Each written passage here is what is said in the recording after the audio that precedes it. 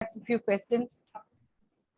Yesterday, we had few questions from the group saying what is a blue flash ERG, what is a red flash ERG, where will we use it, what is a critical fusion, flicker fusion, and what is a foveal ERG. So probably tomorrow I can just discuss more about those special types of ERGs, and we can go further into the discussion about that. And today, mainly the information which I'll be sharing with the group will be the common electrophysiological tests which we do and how we acquire them, how we mark them.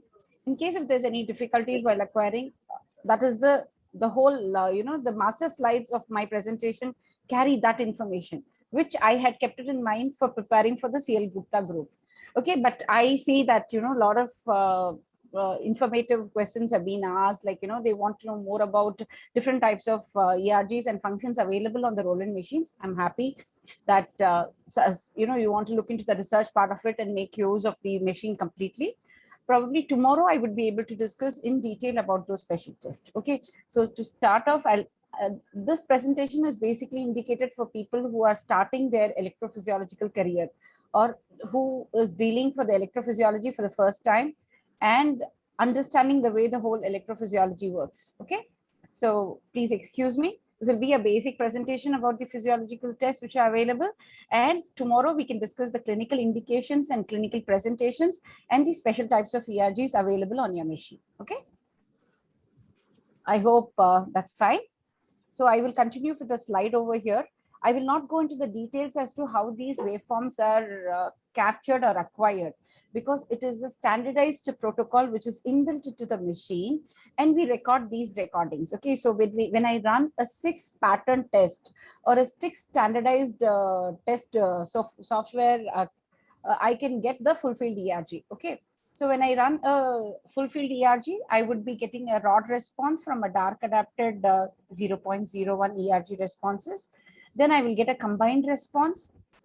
Then with a bright flash ERG, I can really look whether the photoreceptor activity is there or not in a patient for me to decide on the further management for the patient. And then and the oscillatory potentials, where we use filters which are inbuilt into the equipment to make us understand whether the oscillatory potentials are present or absent. Okay, so when the oscillatory potentials are present, that means it indicates very good activity between the outer and the inner retina and the cells of the amacrine. But there are conditions where these oscillatory potentials are known to be decreased or reduced or absent, especially in central retinal vein occlusion, in patients with diabetic retinopathy, in patients with congenital stationary night blindness. We have documented and done a research saying that these oscillatory potentials are knocked out. Okay, then we have the light adapted responses, where we have an A wave and a B wave, which indicates our cone responses. Then we have a light adapted 30 Hertz flicker. So these are the basic 6 waveforms which you will be looking into your machine when you're recording a full field ERG. The components of the ERG are, as I told you, we usually take the combined response into the into the consideration, and we mark the A wave and the B wave of your ERG. Okay, so your A wave and B wave implicit times are measured from the time of the flash to the peak of the wave. So when I'm giving a stimulus over here, so when I'm giving a stimulus over here, from the starting of the stimulus to the,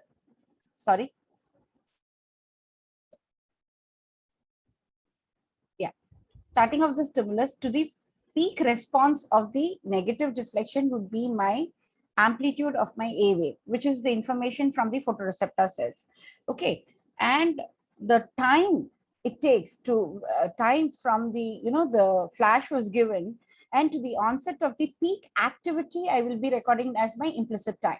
Okay, so that will be for my A wave. So these are the parameters which I will be looking into very closely when I'm saying about my health of the photoreceptors, whether my amplitudes are good or whether my amplitudes are reduced, or I'm not able to record any of the electrical responses. Okay, so I will be looking into the A wave amplitudes for the photoreceptor health. Then I'll be looking into the B wave amplitude. Okay, B wave amplitude will be from the trough of the A wave to the peak of the B wave. And now this also has a significance. Okay, so this has a significance because it indicates the number of your bipolar cells responding, your Mueller cells responding. So if you have a mass retinal degeneration, it is seen that the B waves can be reduced. Okay, if you have a problem in your bipolar cells, the B waves can be reduced or knocked off. Or if you have a generalized retinal degeneration, you can have a totally extinguished waveform or a non-recordable waveform. So if you want to know the quantity of your photoreceptors responding, okay, the number of rods and cones responding, I will look into the amplitude of the waveform, okay, for the A wave for the photoreceptors, and B wave will be my some amount of bipolar cells and my Mueller cells, okay, and it's a mass response. And I will look into the B wave when I want to look into the integrity between the outer retina and the inner retina. Okay, so it's known that in cases of ischemic conditions, what happens is this B wave doesn't rise, okay, especially in the combined response, and it doesn't reach this baseline at all. And you'll have a wave which is very reduced, and it is called a negative ERG. We will discuss about the clinical implications tomorrow, but I'm just explaining this because this is the waveform which we will be marking for all our patients when after it is being recorded. Okay, so you record the A wave wherever you are able to see the A wave. You record the B wave wherever you are able to see the B wave. Measure the amplitudes of the A wave and B wave. Amplitudes give you the information about the quantity of the photoreceptors acting, quantity of your bipolar cells are acting. Okay. So, but when you come to the implicit time, what does the implicit time tell us? The implicit time tells us the health. That means how good the response is, like what is the quality of your photoreceptors. So if I'm seeing my implicit time for the photoreceptors of the A wave as normal, say 15 to 20 milliseconds, that means my photoreceptors are very healthy. Okay, but if I say see a delayed response, okay, when I'm seeing more than 22 milliseconds, if I'm recording, say if I'm recording for a 25 milliseconds, implicit time is 25 milliseconds or even 30 milliseconds, that means my quality of my photoreceptor information also is poor. Okay, that means they are reacting, but they are not reacting up to the mark. So in case of, if I take an example of a photopic B wave, that is the cone response over here. I'm just coming down. Cone responses which are there. I will just explain it as I go down. What happens is we look into a 30 milliseconds thing. Okay, so 28 to 30 milliseconds or 32 milliseconds is the photopic cone response, which is the normal implicit time for the cone responses. But when I'm seeing that it is delayed, okay, it is delayed for say 34 milliseconds or 36 milliseconds when I'm recording, that means there is some change which is happening. Okay, my what to say, the stimulus is given, the response which is generated has some amount of delay. So the quality of my photoreceptor health or the quality of my B wave, which is the bipolar cells and the Mueller cells combination, are not very good. Okay, so when you're looking into the amplitude, you talk about the quantity of your cells in the retina which are reacting. And when you want to understand the quality, how good they are, whether there is a delayed implicit time or reduced implicit time, or everything is normal, you will be looking into the quality of your retinal cells, okay, of the responses. Yeah, on the Roland machine, what happens is we usually give you a corresponding value for the normative information. Is the noise because of me? Is the background noise because of me? Am I clear? Is it echoing? Yes, it's clear. Okay. So you usually present with a normative database. Ideally, what we say is for each lab, we have to generate our own normative database. Okay, it is more applicable, especially in pediatric populations, because we know that in small children, the amplitudes may be reduced. Okay, so otherwise, we follow the normative database, which is given by the machine, by the equipment, where you have defined implicit times and amplitudes, which you can correspond once your patient's information is recorded from the eye, whether the patient's responses are within that implicit time and amplitude. Okay, so I have just presented a chart over here. This can be shared. This is from the Roland machine, and this can be used in your lab also. But in case you want to generate your own normative database, you're free to do that, and you can have those values and you can correlate all your readings from that values and give an impression to the doctor. Okay. So wherever the B wave is seen, like in the rod responses, you measure the implicit time for the B wave and the amplitude for the B wave. Wherever you have the A wave also presented, like in the combined response and the single flash responses, you go ahead and measure the implicit time of the A wave and the amplitudes of the A wave and the implicit times of the B wave and the amplitudes of the B wave. Okay. So here I have just presented a brief information about how much of implicit time and amplitude is expected in a normal individual. And these corresponding values are printed on your printouts where you can correlate it and look into it. Okay. So this is how the printout usually looks. You have the rod responses. Okay. This is for the right eye. This is for the left eye. Then you have the combined responses. You have the A wave over here and a B wave over here. And this is for the right eye, left eye, then the oscillatory potentials, then the cones, that is the photopic A wave and B wave light adapted responses, then 30 Hertz giving you complete information of only purely the cone responses. Okay. So here, if you see, you have these values over here, channel 1, channel 2, which depict your right eye, left eye over here. And you have this information about, let me see if I can magnify this. Yeah, sure. So you have your information over here. So the normative values are printed over here from 67 to 91, 95 to 305 microvolts. Okay, so if the patient's reading is 94.2 and I correlate with this, okay, whether it falls between the normal implicit time or delayed implicit time. So if you see over here, it is 94.2, which is a delayed implicit time, okay, for the rod response.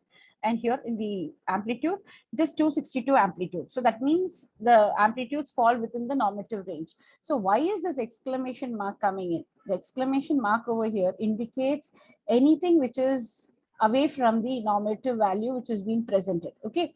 So even if you have a response, say 60, 65, 66 also, the machine will indicate exclamation mark. Even if it is delayed, say it is 94.2 or 95 also, a machine will indicate with an exclamation mark.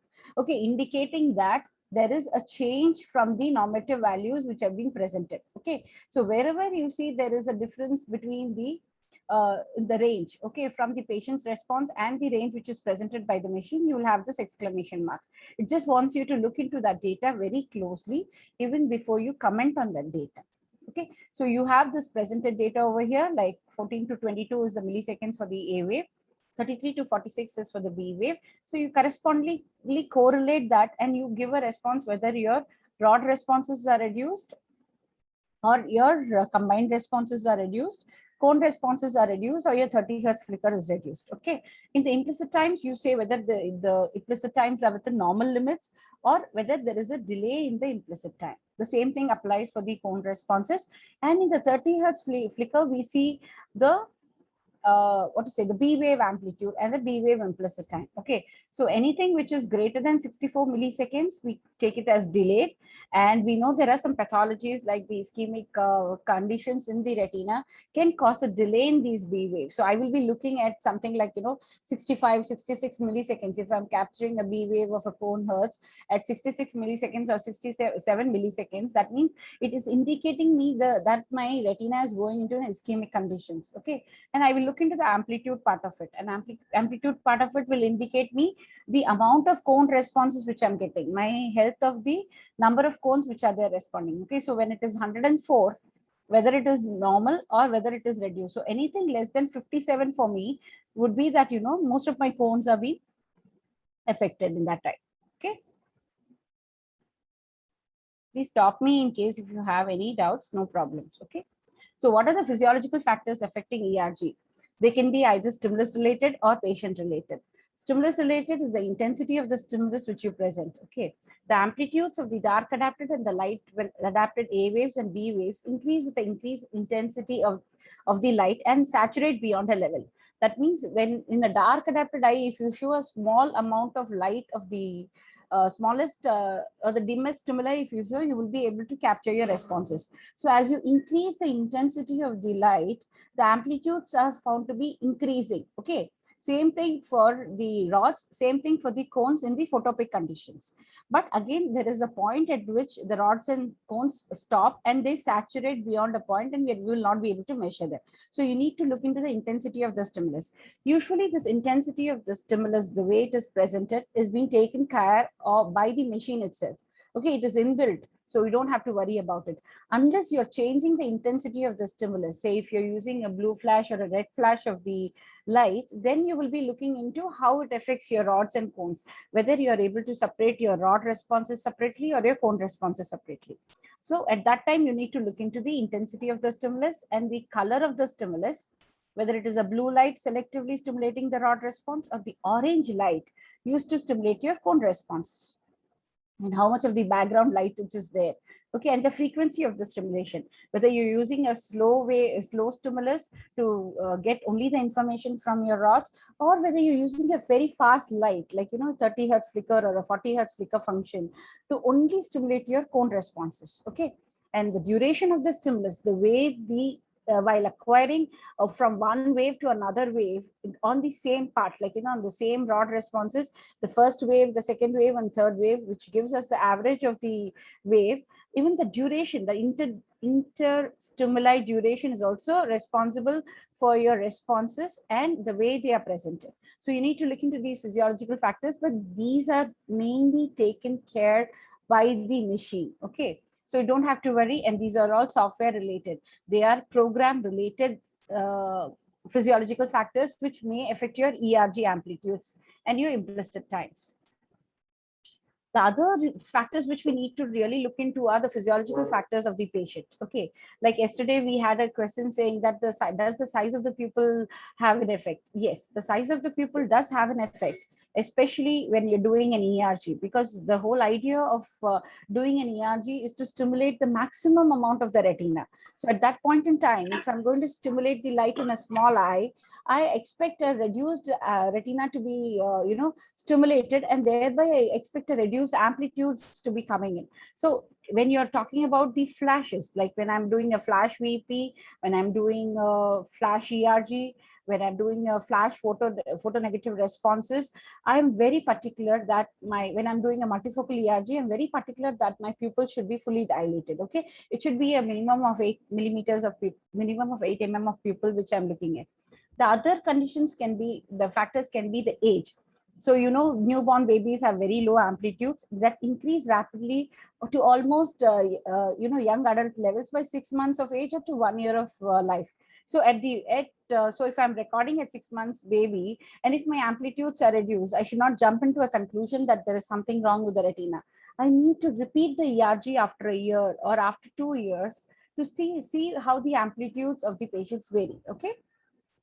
The refractive error. If the patients are having refractive error, they are being directly associated with reduced ERG amplitude, and this is especially seen in myopic patients. Okay, so in myopia, wherever you have high minus, like greater than 6 diopters of myopia, it is related to reduced ERG amplitude. So when you're comparing your ERG amplitudes, the A waves and the B waves, you should look into the refractive status of the patient also, and see if the patient has any myopic changes in the eye.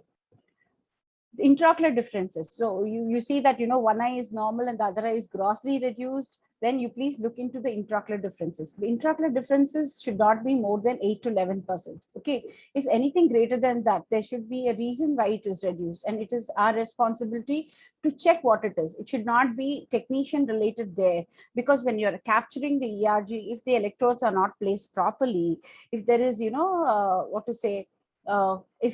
the electrode amplitudes, the integrity of the electrode is not good, sometimes it is found that there is a reduction in the amplitudes, especially in the eye in which there is that defective electrode placed. Okay, so sometimes you can get these differences in your ERG responses just because of the electrodes. Okay, so you have to be careful that this is not related to the technician or to the procedure in which we are performing the test. So we maintain the standards, we place the new electrodes, get the responses. And my aim when I'm looking into the responses, when I'm capturing or acquiring the test is that am I looking into a similar wave pattern for both the eyes? Okay, so in the rod response, if I'm getting a delayed and a small response of reduced amplitude for the right eye, I will look for a similar picture in the left eye also. I should not get major differences when I'm recording it. In case if I find major differences, like in case if I'm recording a right eye, I'm recording a normal ERG, but left eye is producing an extinguished response. That means it should stimulate me to go ahead and re-record the function at the same point in time. Okay, because it is not feasible for me to bring the patient back to the clinic again after the whole examination is found and I find that my electrode had just left down and it was not in the cornea at all to be acquired. So to remove all these doubts in your mind when you're doing the recording itself, if you find there is a major difference between the right eye and the left eye, or the left eye and the right eye, please go and repeat the examination at the same time. Okay, there's no harm. So when you do that, you are 100% confident whether you are recording the correct responses or not. Okay, so the intraocular differences should also be taken care when you are studying the information from the both eyes. Size of the pupil, I have already discussed. Pupils should be dilated as much as possible. Myotic pupils are known to cause reduced amplitudes. Okay, media opacities. Now, opacification of the lens and the vitreous hemorrhage can reduce your amplitudes of your A wave and B wave. That is why we have a parameter like a bright flash to stimulate even in conditions with the media opacities and get you the information. Okay, some few do's and don'ts. This is mainly for the technicians who are there in the clinic, and they can, really do what to say, a little more effective clinical electrophysiology workup if they just follow these do's and don'ts. It just helps them in their clean or smooth workflow. Okay, so check if it is the correct patient and the details. Ask for the patient's history like night blindness or day blindness. Check if the patient is dilated or undilated according to your test which you're performing. So when I'm doing a pattern related test, like a pattern VEP, okay, a pattern ERG, I don't want the patient to be dilated. Okay, so even before dilating the patient, I check his records, see if the patient has been advised for pattern ERG or pattern VEP. So if he is being advised that, I would perform these tests before even dilating the patient. Okay, inform the procedure about the test and the approximate time it will take to the patient. And while cleaning the skin surface, we have to be very careful because it's a very gentle, skin on the face is very, very sensitive, and you have to be very gentle when you're doing it. So there have been clinics where, the patients leave with mark on the forehead and the earlobes after the examination is finished. You don't have to be so hard. You can do a very gentle clinic or gentle cleaning only on the area which is required, and you can still get very good impedances. Okay, mark the areas to be cleaned like the forehead and the earlobe, and always do it on the only that small area which is required. Check the impedance always before starting the test, and this is very important because it has a direct correlation on the results which are being presented onto your wave patterns. Okay, so the higher the impedance, there will be the higher noise on your wave patterns. So always aim to get a good impedance of less than 5 kilo ohms for everything at the corneal level, at the ground level, and the reference level. And this is very well indicated by the machine as soon as we start the examination. So before even you go ahead and start your test, please check the impedance. If the impedance values are higher, please go and clean again. No harm. Okay. Anything greater than that, it will be shown in red. And if the impedance is less than 5 kilo ohms, it will be shown in green. Select the correct test from the main menu and start the examination. Look for a biosignal. I'm not sure how many people of you really use the machine. So there is a very important parameter on the machine which is called as a biosignal. That means once the impedance is fine, and you just, even before you start the test to acquire, there is a small line which comes. Okay, it is black in color. Usually it is black in color if the signals are good, if the biosignals which are coming from the eye are correctly recorded. But there is an indication. If the biosignals are not recorded, you will have an indication in red. Okay, so if you have a red square waves or a big wave, it will indicate that you have a lot of noise on your responses.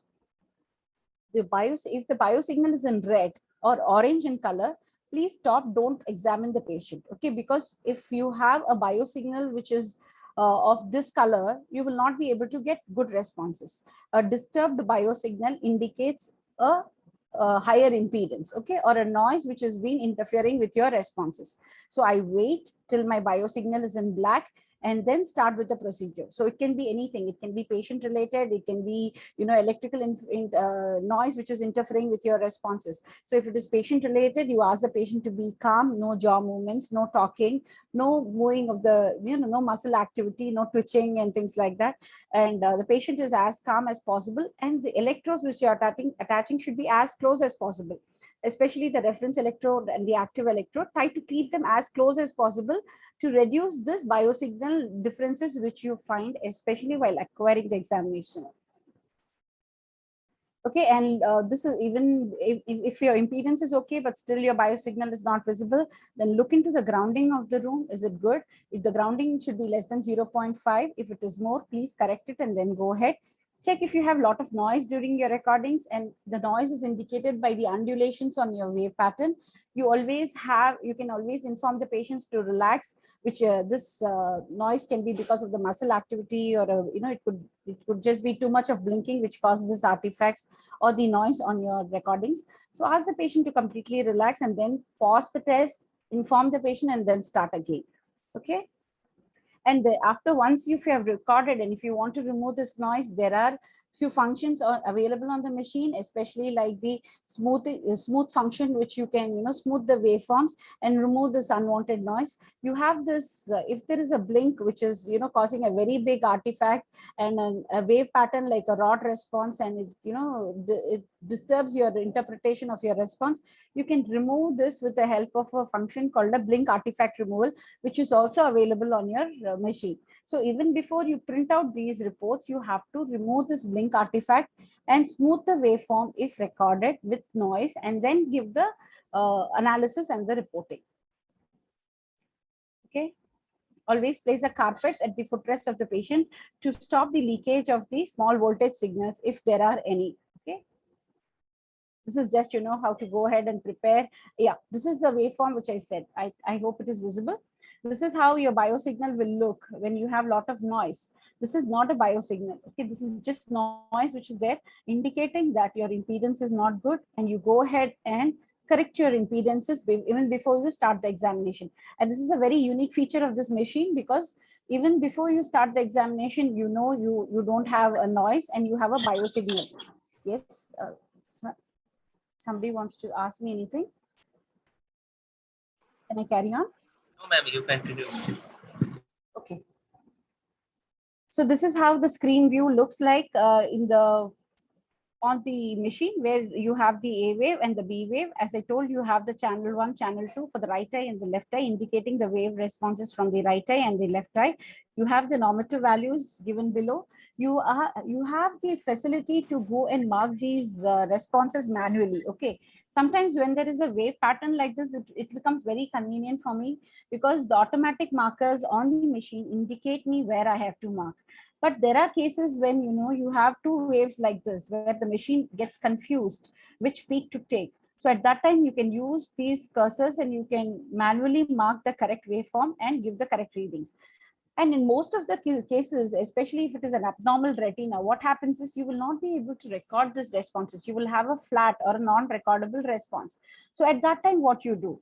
At that time, if you have these markers which are being projected on, then it becomes very difficult, because they give you false information as to wherever these markers lie. Okay. So what I suggest is, let me magnify it. Okay, so what I suggest is, if you're having a non-recordable waveform, please don't leave the A and the B markers there. Okay, there is something called a curve not evaluated. Please go ahead and click on this point over here or the box over here. What it does, it removes these markers.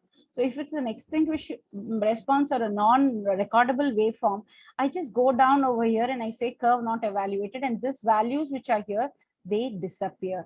Okay.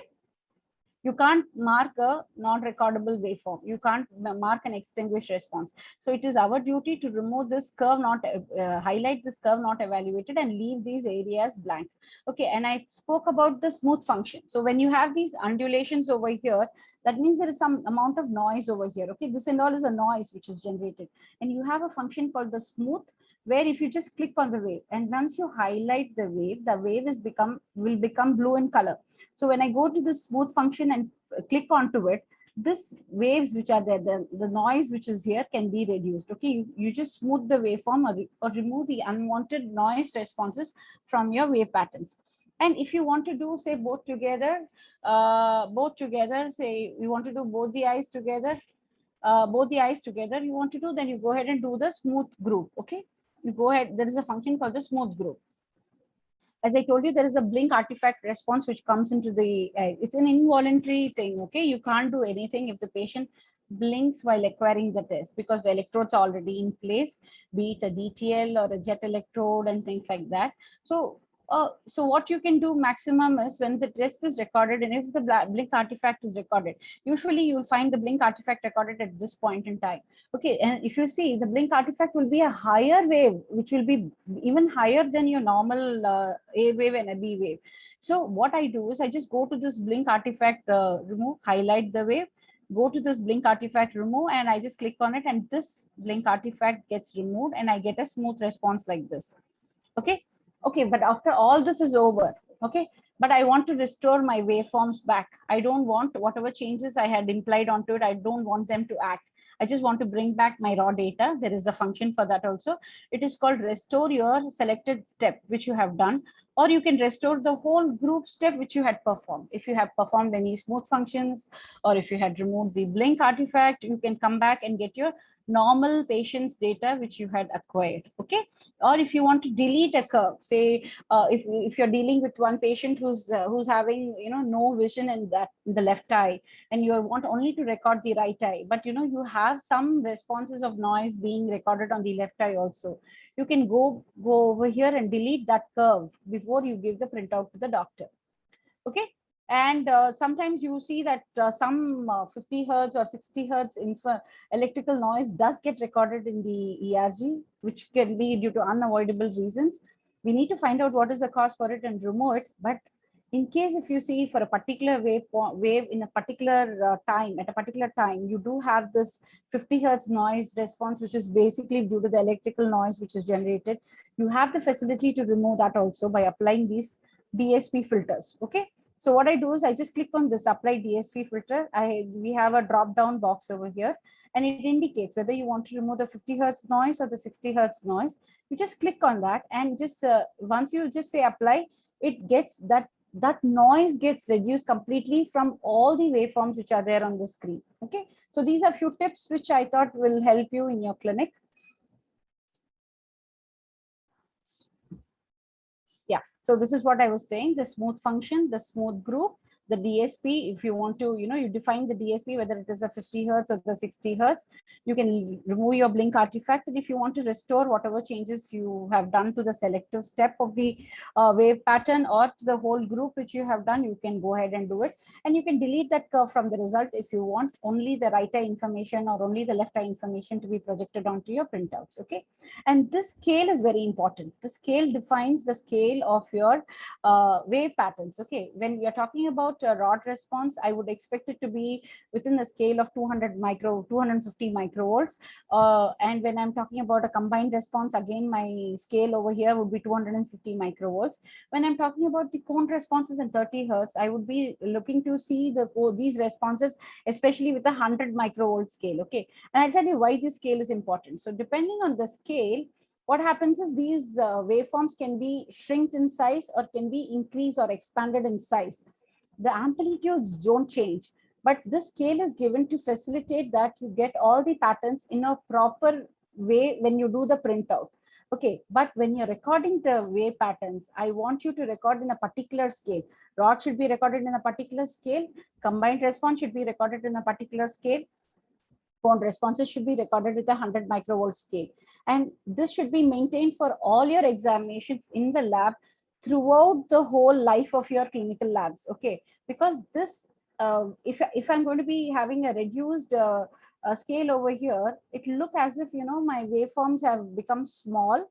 It gives a misinterpretation of the responses, saying that the patient has a reduced amplitude, okay, which may not be true. It is just a visual perception because the scales are incorrect. Okay, so please maintain the scales. And there are scales for the pattern VEP and the flash VEPs. When the test is in progress, when you acquire the test, what happens is these scales are not indicated. Okay, it look as if, you know, you're recording a line, but go down there, whoever is in the lab, go down there, increase this plus and minus and see what you're recording. There is a wave pattern. If there is a wave pattern, when you plus on this plus, you will be able to see a very beautiful wave there representing your pattern VEP or your flash VEP or your normal ERG functions itself. Okay, the similar way you have a scale for the biosignals also. I'll just go to this step. Yeah, you have a scale for the biosignals. Let me expand this over here for you. Yeah, so can you see this BioZoom? This is for the scale of the biosignal which you're getting. Okay, sometimes if your scale for the biosignal is also very small, you will not be able to see if there is any response which is recorded. And sometimes if the biosignal scale is very high, it look as if you're recording only the noise. And this becomes very important, especially when you're recording a full field ERG and a multifocal ERG. In a full field ERG, when I'm recording a combined response, if my biosignal is correctly scaled, I can see the same similar combined response pattern at my biosignal level also. Okay, and which gives me an indication that I'm on the right path. I am recording the biosignals. In multifocal ERG, if my biosignal is very enhanced and my scale is inappropriate, it may look as if I'm recording too much of noise, which may not be true. Okay, so there you go and balance a biosignal, go and balance your filter functions. I know this group has doctors also, but please excuse me. This is just the way my master slides are prepared to have the better ERG interpretation for the whole group.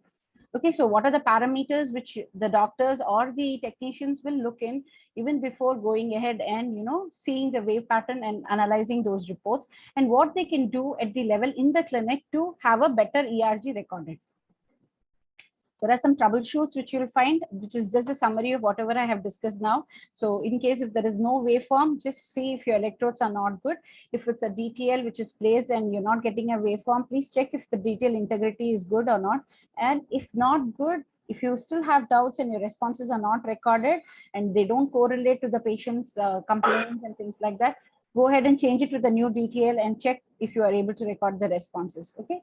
Then if you have a noisy waveforms, check your electrodes, check the integrity of the electrodes, check the impedance, and check the ground level connections. Okay. Then if you have an ulta waveforms, that is ulta means opposite direction responses. Look if you have reversed your electrodes. It means instead of putting it at the reference and the active level, have you interchanged the connections, or you have interchanged between the reference and the ground electrodes. Okay. And if there is no display on your information on your computer, look for the monitor, change the monitor and see. Okay, in case if your machine requires calibration, please contact Toshbra or your dealer to help you out with that. This was just, do's and don'ts in the clinic. So how I go about doing in my clinic, I've just summarized the whole thing over here. Check for the automated impedance function. It should not be in red. It should all be in green. I will just magnify it over here. If it is something like this, I will again go ahead and clean the ground and the reference and try to put a new DTL and get a good impedance like this. So once it is in green, green means go, and I continue to do my examinations. Oh, it's already 7:40. Okay, 1 minute. Yeah. And look into the biosignal. If my biosignal is being got from the responses from the eye, then once my biosignal is detected, I will start the averaging and my test continues. I look for the artifact functions. You can look for the artifact function. If you have a lot of noise being recorded on your responses, it is indicated on the monitor like this. Okay, so here it says in the channel 1 and channel 2, the artifacts around 3 have been recorded in the channel 1. That means in the right eye there are around 3 artifacts which are recorded, and from the left eye there are 0 artifacts recorded, and the averages which have happened for the eye are for the 0, 3 and 200. Okay, so this indication gives you that, if you have any artifacts recorded, Then if it is a muscle artifact, ask the patient to calm down. If it is related to the electrode, please change the electrode. More than say more than 10% or 20% of the artifacts are not acceptable. Okay, and in multifocal ERGs, when you're performing the ERGs, and if your artifacts are more than 100, what the machine does is it stops the test by itself. Okay, and it starts the averaging again. Okay, so look at the value of your automatic artifact rejection, which is inbuilt function, which does not allow the noise to be recorded and rejects it when the data has been acquired and re-averages it. Okay, look into the blink artifact removal program. It is inbuilt. You can remove the blink artifact. Automatic analysis by placing the marker during the examination and calculations can be defined. If there is no responses, please remove the curve not evaluated function can be activated. Correlate with your normal values and display and take the printout of the displayed ERG responses. This is the indications, the summary of indications of the specific test and the chart. This chart is very important. I would like all of you to follow this chart. Okay, and the summary for the full field visual electrophysiology. I know I'm running out of time. It's 7:40. I will just stop with this slide. Clinical indications, pattern ERG, multifocal ERG, everything. I think we will schedule it for tomorrow. To summarize, you have the ERG, electrophysiological test can be ERG, pattern ERG, EOGs, pattern VEPs, and flash VEPs.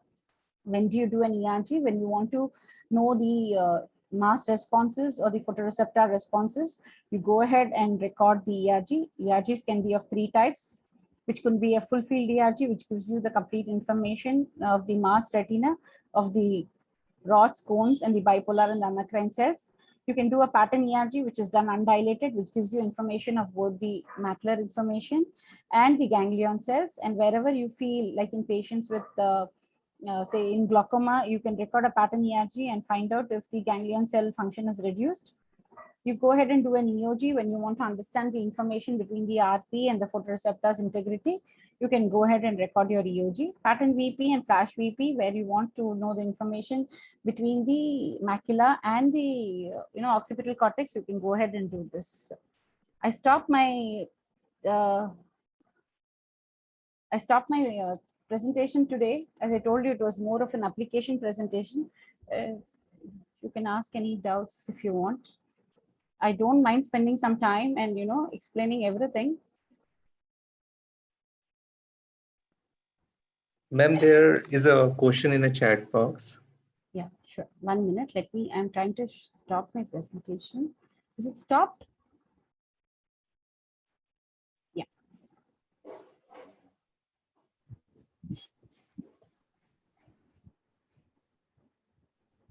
How can I understand machine needs calibration? Okay.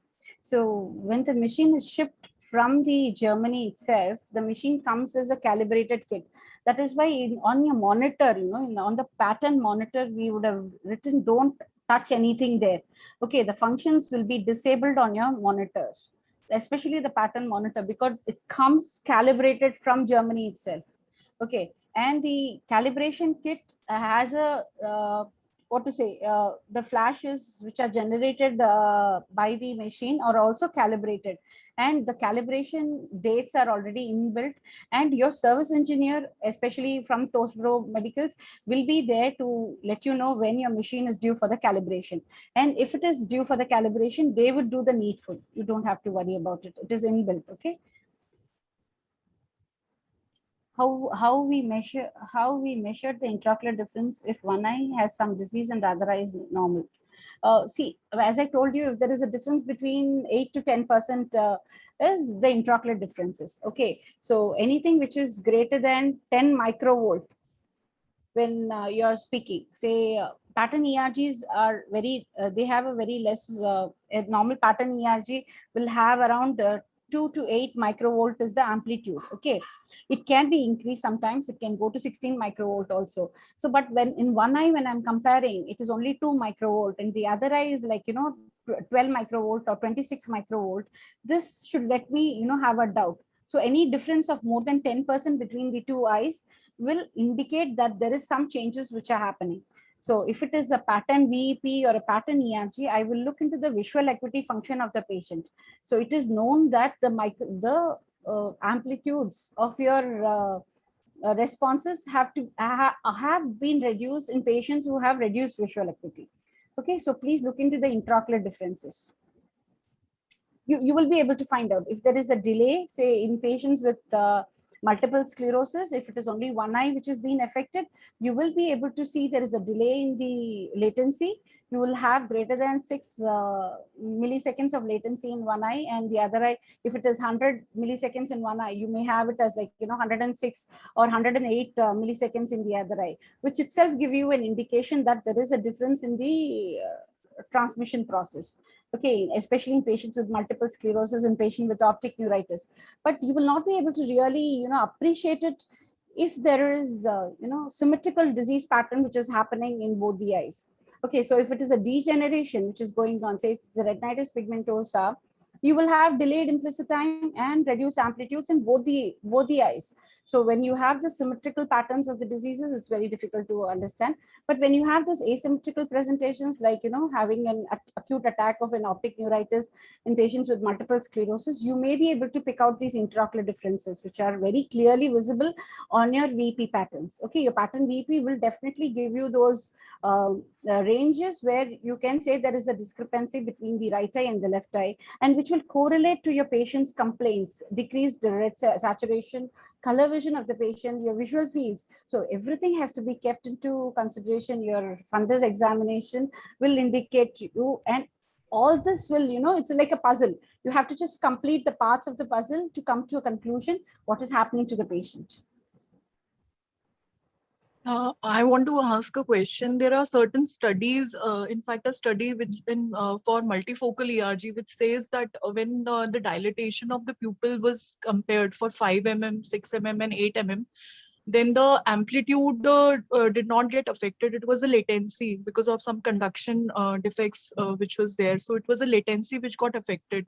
And is it like meiosis also have an effect? Like meiosis is more critical as compared to dilatation. So how much of undilated pupil, suppose if I'm sending a patient for pattern ERG, how much of a undilated pupil you recommend, like for meiosis point of view, or is it the normals what we see, like 2.5 millimeters? Ma'am, ideally, the given situation, when I'm talking about multifocal ERG, it differs. When I'm talking about a pattern ERG, it differs.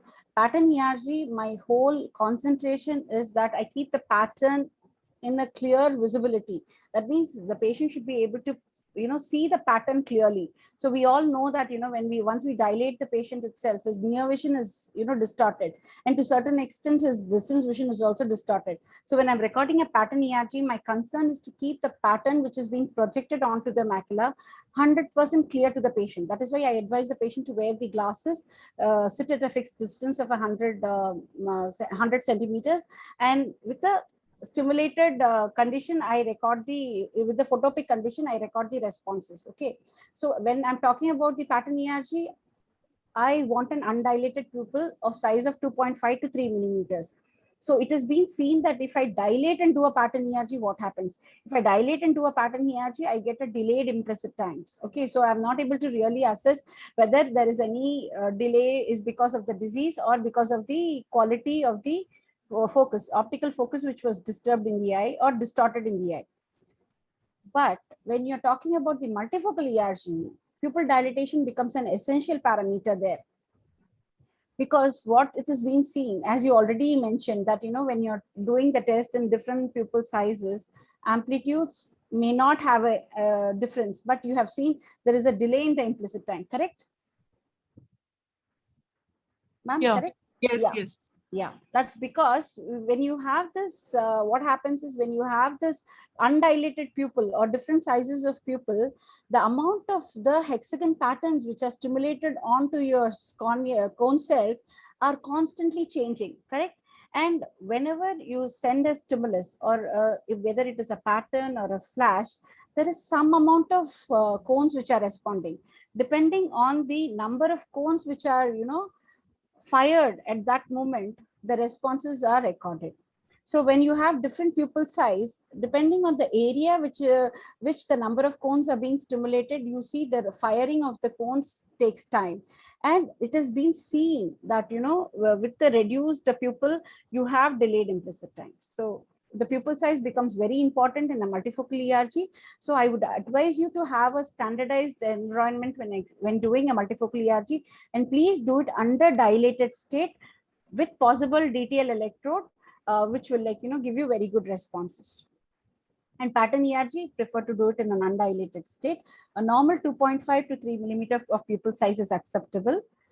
Flash, when I say, if I have a patient with say 6x60 vision, okay, and you want to record like after the indirect examination, the patient is fully dilated, but you want to rule out whether the 6x60 patient has any impact, and visual prognosis will be there, is the optic nerve is functioning or not. The other eye is normal, and both the eyes are dilated. Now you want to take a call whether in a flash VP you want to, it's already dilated, whether you will be able to do a flash VP. I would say yes, go ahead and do a flash VP, because most of your flashes don't have so much of differences when you're recording the responses. Okay, it's a flash stimuli, it doesn't do much. But when you're recording the stimuli with a pattern, but if you ask me, Kiran, will you go ahead and do the same patient who's dilated after the flash VP is finished, will you go and do a pattern VP? I would say I will not do it, because the patient will have an optical blur at that point in time. So I will ask the patient to come on another day and record a pattern VEP to find out how his implicit times are. So you have to take a call. So if you're doing a PHNR, say photonegative responses, or a full field ERG or a multifocal ERG, dilated pupil state is acceptable. But when you're looking into a very specific function like a pattern VP, pattern ERG, please don't dilate the patient. Get the responses undilated. They are supposed to be better informative and more accurate when you do it the right way. Yes, ma'am. Ma'am, I want to ask that how we can perform ERG in children. In child, basically, I can put that DTL or jet electrode. It's very difficult to put DTL or jet in such child. So how can we perform in this machine? See, VP, I'm sure you VP, I'm sure you'll be able to do with a mini Gansfield, where you ask the child's mother to have the baby in the lap and go ahead and attach the electrodes. So I think VP is not a problem. You want to know how to do an ERG. ERG, usually we sedate the child and go ahead and do it, where again it requires the consultant who's dealing with the child. If they have to look into the sedation, whether the child can be sedated or not, a physician's clearance is required, then you go ahead and decide it. And with the how you do a normal sedated examination of the child, you can go ahead and do the ERG also for the child. And if you feel you cannot dark adapt the child for a longer period of time, what I used to do in Shankar Nethralaya is, basically we used to call the child early in the morning, and you stop the feeds by 5 o'clock. A physician clearance would have been taken for giving the anesthesia to the patient, or sedations to the patient, and then go to the place where the patient is admitted, dilate the patient, patch the patient. I know it is very difficult. The patient will always try to remove the patch when it is there, but instruct the parents that this patch should not be removed, and keep the patient. The patient would be crying most of the time, and see that the patch is placed for half an hour in the eye. Bring the patient into a dark room, then have your Boyle's apparatus with you, have your anesthetist with you, sedate the patient, and do your other examinations also, couple it with them. And then at that time, I remove the patch in the dark. I attach the electrodes when the child is sedated or anesthetized at that particular time, and then I take my rod responses, combined responses, light it up the patient quickly for 5 minutes, and then do a 30 hertz flicker and my photopic responses with the mini Gansfield, and combine the other responses if they want to measure the corneal diameters, if they want to measure the pressure, if they want to see the indirect. We combine these examinations in child. So if you say only ERG, I don't do only ERG. So with the physician, with my pediatric consultant over there, I try to combine these tests for the benefit of the patient, and do all the examinations possible in that state. Okay, but if it is not possible, okay, say if the child is not cooperating, and if the child is like, you just want to understand how the thing is, you have the facility to use a skin electrode. Okay, so usually we attach the skin electrode and get the responses. The only limitation with the skin electrode will be you get a reduced amplitude. Okay, and which you need to understand that, you have to wait for the child to grow up a little and then repeat the test. Otherwise, give sedation, attach the DTL electrode or the jet contact lens electrode and get the examination done. And if it is a child, like 3 years or 4 years child, whom you think is very cooperative, but not cooperating for your dark adaptation, he pulls out your patch all the time. What I suggest is just do the photopic function for that examination for that child. If he allows you to keep the jet electrode or the DTL electrode attached, just run the light adapted responses and the 30 Hertz flicker responses, which they give you an indication whether his photoreceptors are functioning or not. So that would be like a screening test. It is not going to be your complete examination, but that will be like your screening procedure, just to give you an indication whether the patient has responses or not. Okay. So these are limitations. Yes, recording ERG VP for a child is very, very complicated, and you need to have an high skilled optician, and you need to work in a team to get these responses. So, ma'am, is there there's no electrodes like Redwell or LKC, whatever we can use this LKC ERG machine that handheld? We can use one Redwell electrode that is skin touch. We can insert in. I think that Redwell electrode will be compatible with their machines only. Probably I can check and tell you which skin electrode will be compatible with the Roland machine. Okay, I usually don't. We usually don't recommend a skin electrode, but in case if it is required, probably I can check with the Roland company. Do they recommend any skin electrode? And if it is available, we can help you out with that. Okay. I cannot promise that, but we can look into the the possibility of that if it is available. Okay, Actually, we'll let you know this. Yeah. There's one more question. Since the optical defocus can affect your recorded results of the pattern ERG, is there any minimum requirement of visual acuity for conducting the test? Okay, so there is no minimum requirement of the visual acuity for conducting the test. Okay, the only requirement when you're doing a pattern ERG would be the patient should be undilated, and you can ask the patient to wear his correction. Okay, so when I'm attaching a DTL over here, and usually I prefer, the manual says that you attach your reference electrodes here, okay, at the orbital rim temporally, but I prefer to attach it at the ear lobe because I need some space when I'm attaching the DTL electrodes.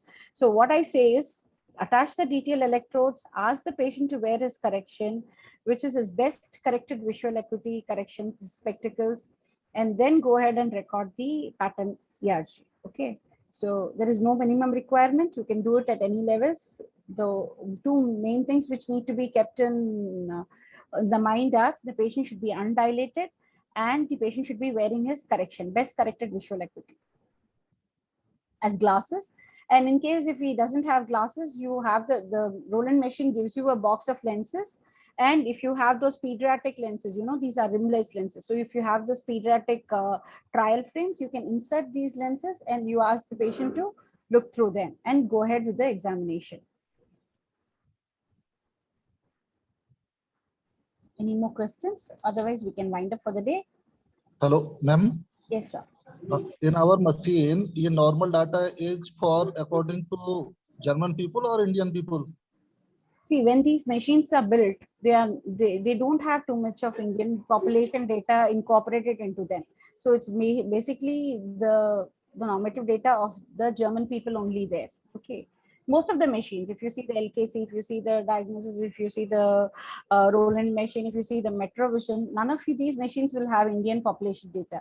That is why what we say is, what we recommend is, once the machine is installed in your clinic, please get the normative values for your clinical lab, at least for the multifocal ERGs. If it is not possible for the full field ERGs, because the full field ERGs have a very large amplitude, and okay, and so much of normative data differences will not be there, differences in your implicit time and amplitude, because you give that range for that, say 15 to 22 millimeter, 22 milliseconds.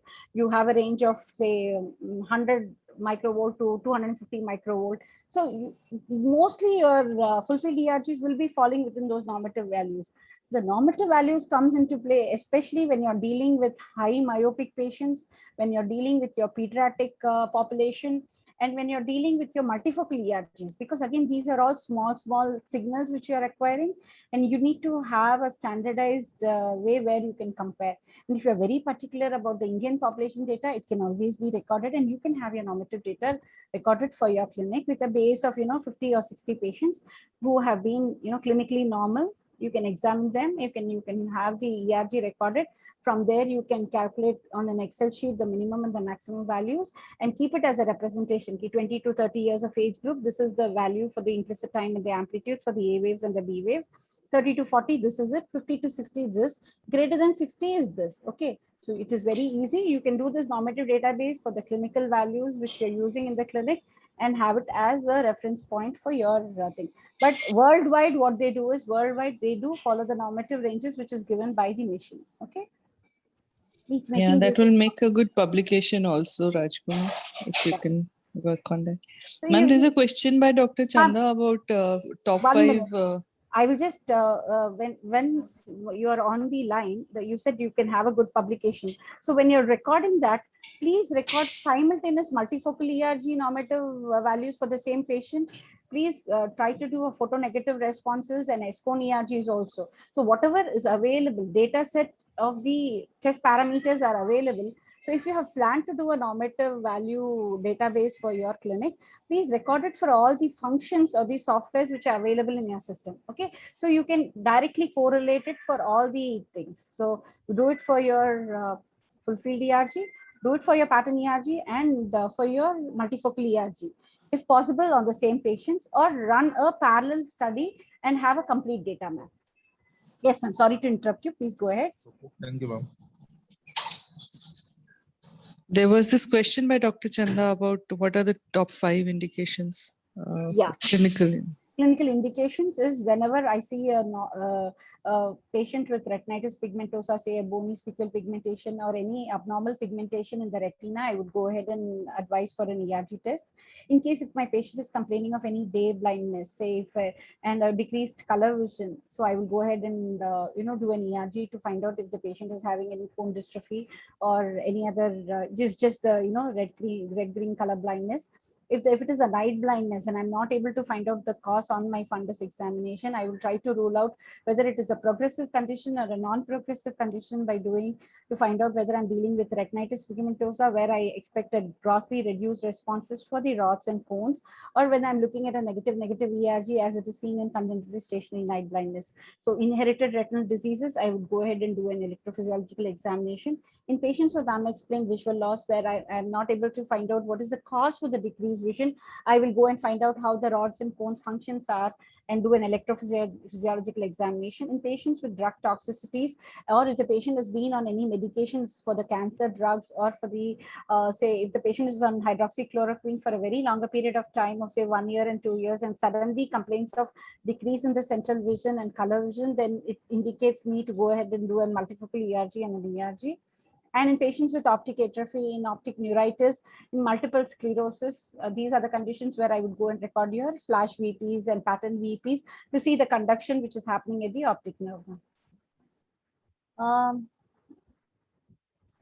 These are the 5 main conditions which we will go and do your ERG examinations in the clinic. So anywhere, it is like an OCT test. Wherever you want a structural information of the retina, you go ahead and do an OCT. Wherever you want a functional information of the retina, you go ahead and do an ERG. So there is no indication कि अगर degeneration है, dystrophy है या damage है, तभी आपको करना है. ऐसी बात नहीं है. So in cases where you see pigmentations in the eye, it could be because of syphilis, it could be because of rubella, it could be because because of a spontaneous reattachment of the retina, where you can have these, the black pigments. It could be just a PFT change, which you're seeing, a parafoveal telangiectasia change, or an RP hyperplasia, which you're seeing on the eye, which will, indicate for a functional information from the central retina or the peripheral retina to have a better prognosis or inform the better prognosis to the patient. You go ahead and do a retinal function test, which is your objective electrophysiological equipment. So whenever I feel there is no correlation between my visual acuity, my clinical fundus picture, and what my patient complains, and if I want to be 100% sure that, to tell to the patient कि उसका retina अच्छा है या नहीं है, उसका optic nerve काम कर रहा है या नहीं है, then I go and do an electrophysiological examination. The other most common condition which we do in our clinic is a malingering patient. Okay, so these were the conditions where you go ahead and do your ERGs and VEPs. So if the fundus photography by FFA and ERG needed to perform on the same day, how much time gap would we keep between the two tests?